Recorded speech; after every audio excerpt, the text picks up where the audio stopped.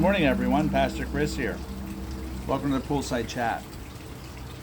So, we are in Jude on Saturdays. Teeny little letter, but good gravy, is there a lot of stuff in here that most of us don't understand. And what I've come to realize is that, remember, Jude wrote this letter to Christians wanting to tell them about the great faith we have and make sure they're firm in it, but instead God led him to write warnings of false teachers who would come in to their midst. And he's giving example after example after example after example of what happens, why you should avoid them, the punishment that awaits if you follow them, the punishment that awaits if you are one. And he gave 3 examples. So a lot of these were known in the ancient world. We have forgotten these stories. Or they are less common today in 21st century America than they were in ancient Israel in the 1st century. So, in verse 11, he pronounces one of the woes. A woe in biblical times mean this is the punishment, and then then God tells you, then this is why you're getting punished.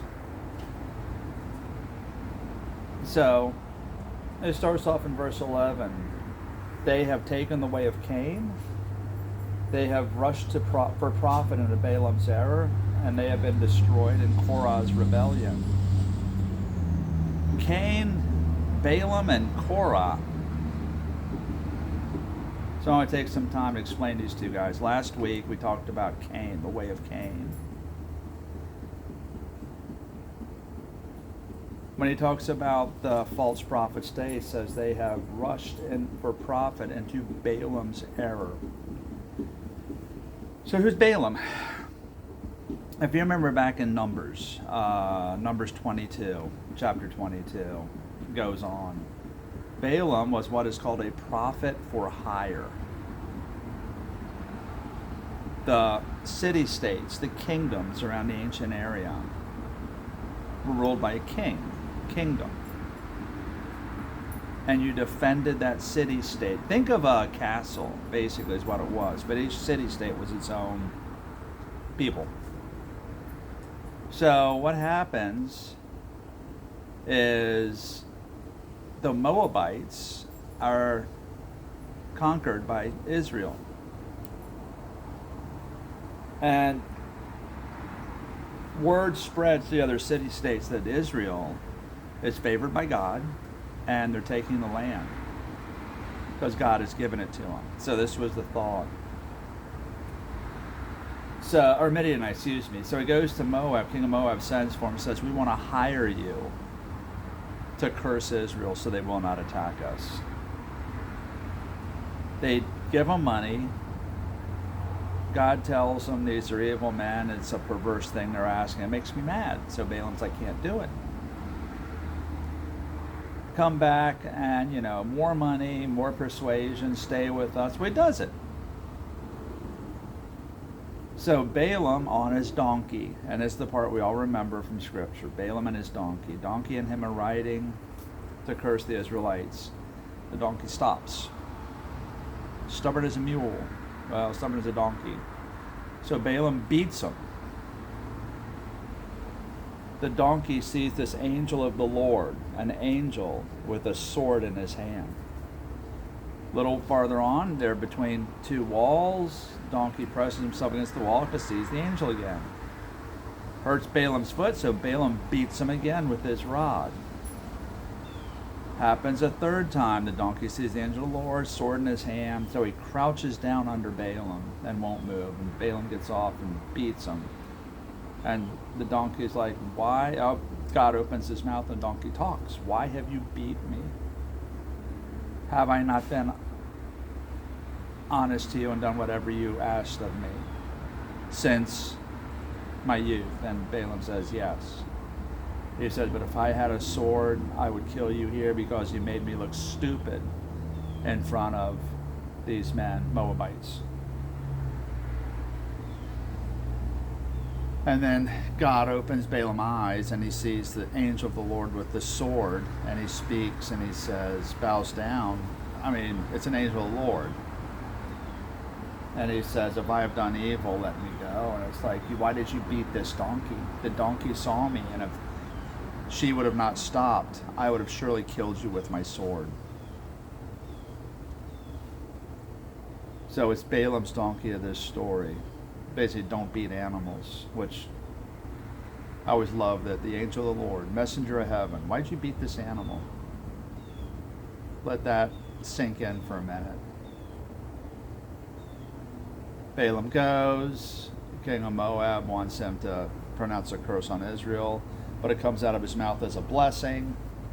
And this happens, so eventually Israel conquers Moab.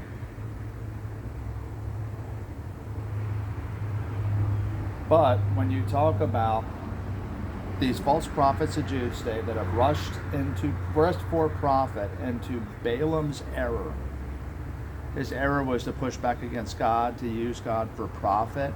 This was something that was not unheard of in God's day. Itinerant traveling preachers. Today you got circuit riders that go around and preach, get a collection. Thank you, Pastor. Follow God and don't try to make a buck off of God by going your own way. And it is thought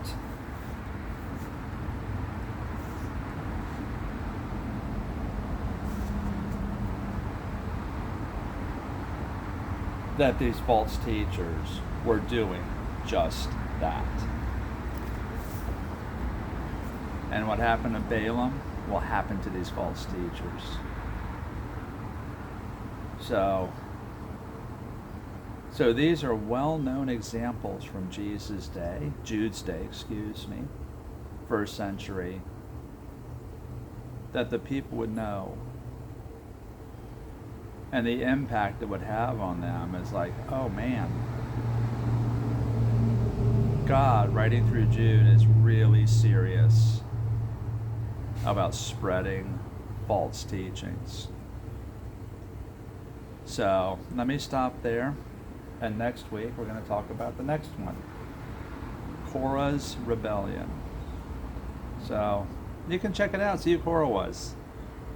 And I'll give you my thoughts. Guys, thanks for the questions. Keep them coming. Remember, Facebook, YouTube, Rumble, at FL Compass Church. And on Instagram, at FL Compass Church. Remember, we're halfway through Jude. It's interesting as I read. Common knowledge back in the day. We know nothing. Almost forgotten knowledge. Not really. But it's not near as common as it was back in Jude's day. And I think the message, the examples, the tone shows how serious God takes the false teachers who want to influence the church, who leave God's message, who add to the scripture. And that's why I thought it was a good book to study. All right, guys, be blessed. Have a great weekend. Remember, tomorrow's church, Sunday. Go to church. See you Wednesday.